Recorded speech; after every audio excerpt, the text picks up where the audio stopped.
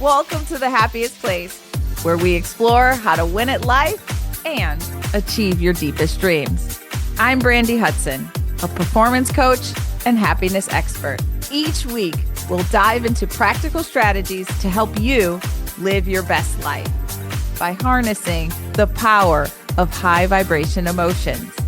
Whether you're looking to improve your relationships, career, health, or overall well-being, this podcast is your guide to creating a life you truly love. Let's get started on your journey to becoming the happiest version of yourself. We're back. Hello, friends. Get excited, you guys. We're going to talk about having it all. But first, what is having it all?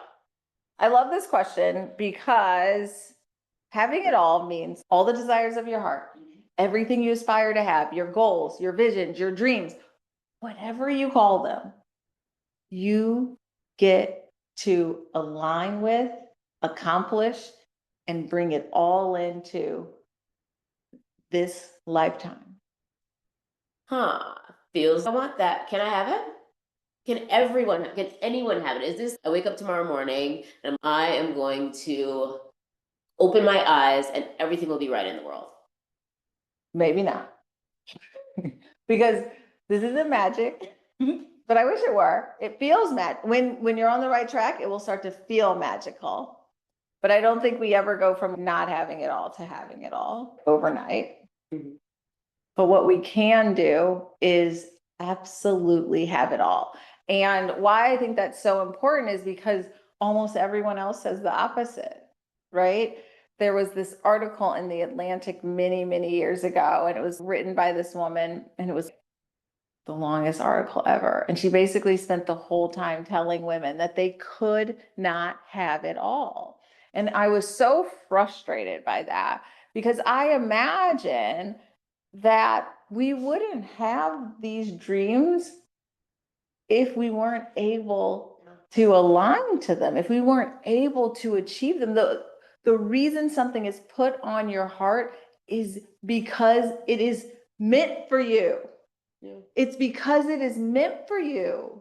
And the work is just clearing everything so that you can easily align with it. That's it. How do I recognize what is meant for me? Oh, I love that. I love that because we know something is meant for us because we don't let outside influences decide what we want, right? So if you wake up every day and you're like, I want to be a billionaire, I want to be a billionaire, I want to be a billionaire, you don't have a really good reason for being a billionaire, or maybe you want to be a billionaire so you can be in Forbes and they can write you up as a billionaire. That's probably not actually a true desire of your heart, right? Yeah. But you want to be an artist, or you want to be a pianist, or you want to be, a venture capitalist, or you want to be an investment banker. And those are things that you aspire to, or you want to get married, or you want to, whatever those things are. If you can really reconcile that you have a strong reason for wanting them, then those are the things that are meant for you. And those are the things that the universe will provide to you when you align with them. Is there room for disappointment in that conversation? What if the thing I think is the thing turns out to not be the thing? Yeah, I would say, right, the way that we start to have such clear clarity, as I like to say, right, is to learn to trust ourselves, right? So I know that my dreams are meant for me because I really trust that what's coming in for me is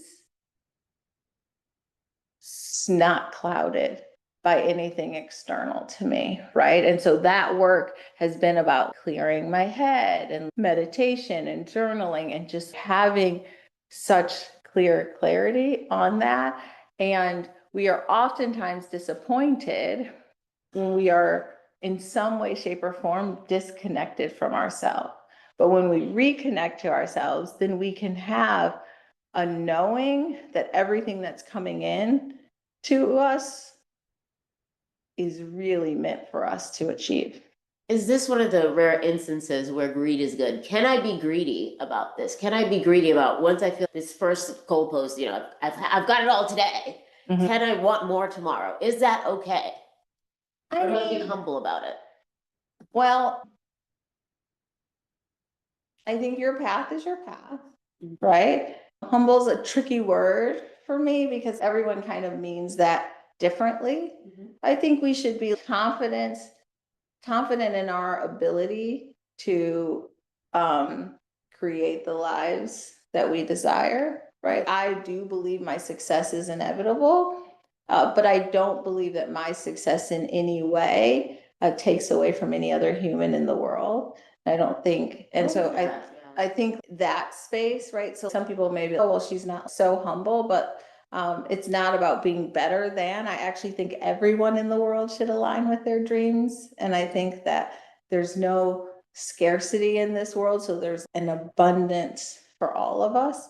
And so from that space, I think we should be greedy has a little bit of a negative connotation, but I think we should be bullish, right? Bullish on our ability to really have the life that we dream of, right? That life is meant for me, and there is a version of me who has that entire life, and my only work is to align with that version of myself. So you mentioned about sort of confidence and your success not taking away from other folks' success. One of the questions that we got, and I think really ties into this nicely, is someone talking about how do you act from your highest self versus, I think what we're essentially talking about is ego, right? How do we sort of interpret that in this conversation? Yeah, right. I think our ego's job is just to keep us safe, right? And so the best way to keep us safe is to keep us in a box. And sometimes, right, you have a pretty great life. So if your ego keeps you in the box, at the end of this really great life, you'll, I have a pretty great life. But perhaps you're going to miss out on some of these things that are just on the other side of the box, right? Scary, Yeah, because that feels scary and your ego says, but what our ego normally does, especially for really successful, high functioning people, is it essentially in some way, shape, or form, it tells you, ooh, the downside could be worse than that upside, right? Oh man, you got this really great life, but just imagine what the loss looks like. And so we stand at the edge, unwilling to jump because we're, oof, what if I don't fly? What if I fall? And that's what our ego does. And the way that we function from this highest self is to really tap into that. Right. And people tap in a myriad of ways, right? And we've talked about them before. And they bear repeating because I know y'all aren't doing them. So don't, she said that before, unless you're doing all of the things that we're talking about. Right. So oftentimes people are, oh, yeah, that's so simple. And then but do you do it? And no, I don't do it. And yes, the trick of it is there isn't this arduous lift to changing your life. It really are these simple practices that are performed consistently. That are in service to your highest good. So the way we connect with our highest self, our future self, the version of ourselves that has everything we want, is to clear our head of everything else, to quiet the voice of our ego, to tap in and ask, what is the best next step for me? And that can be your intuition, that can be God, that can be source, that can be the universe, that can actually be your highest self, right? But you want to tap in and say, if I was the thing that I'm aspiring to be today, how would she act? What would she look like? What choices does she make? Where does she go out to eat? What does she say when times get hard? How does she handle stress, right? And then you lean into those things in the now. That's how we shrink the timeline of our success.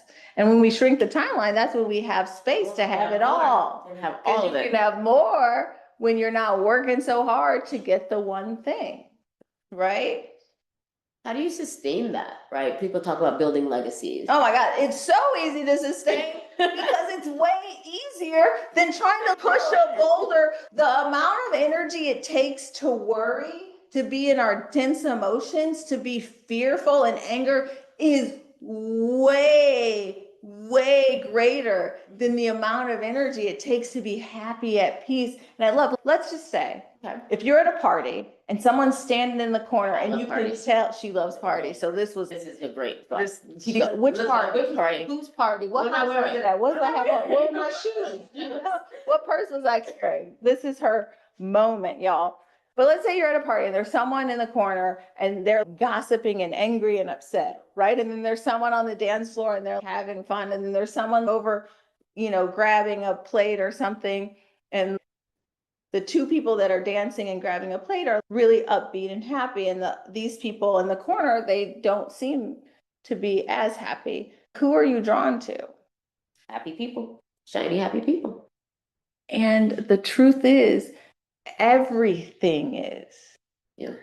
Whether it be money, a new house, a new spouse, whether it be new shoes, whether it be a great meal, everything in the world is a relationship. And all relationships are drawn to this place of peace.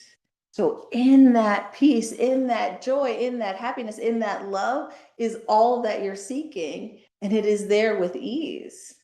So your work is to be in that high vibration, that frequency, right? You want to be thinking of, what frequency is the thing that I'm seeking on, and let me get on that same frequency. And then boom, it's just symbiotic. That relationship is meant to be. And there's so much ease there that suddenly you have it all. And you're, well, how did I get it all? I got it all by just being the most authentic version of myself, that version of yourself, that little baby version that comes out bright-eyed and bushy-tailed and so pure and doesn't have that ego and doesn't have all of these limiting beliefs. And that version has the life that you aspire for. So we're talking about aspiration, you're using words seeking, and it feels like it sounds a runway or a timeline. But can I enjoy having it all while pursuing it all? How do I just stay at that party? Yeah, I love that question. And you're so right. So I appreciate you helping me to make that distinction. There was a few years ago that I really, really aspired to have a new house. And we were having a tricky time finding a home, right? Yeah, so I had this very specific house that I wanted it needed to be on the north side of the street and it needed to be in 2 neighborhoods. And we had, an amount of money that we could pay. All of these things were very determined and everyone was like, well, maybe that house doesn't exist, but I knew it existed. And there was this week-long period where 3 people came to the house that I was currently living in. And all of these people made a point to tell me how amazing the house that I was living in was. And what I realized is I had started to have disdain for my current reality. I had started to be, I hate that backsplash. And oh my gosh, I don't love this, that, and the other.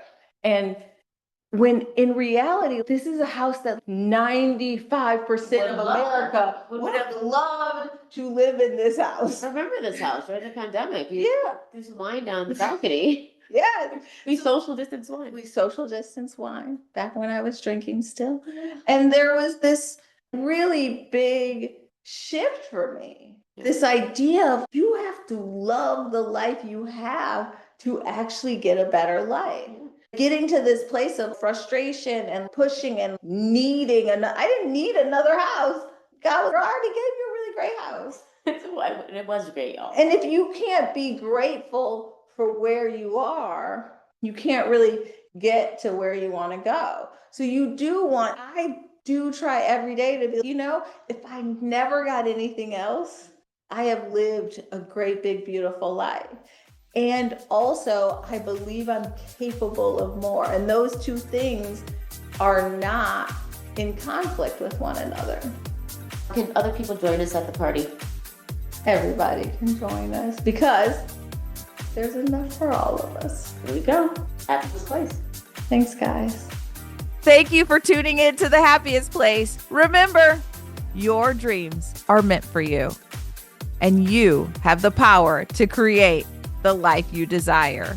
Don't forget to send in your questions for future episodes.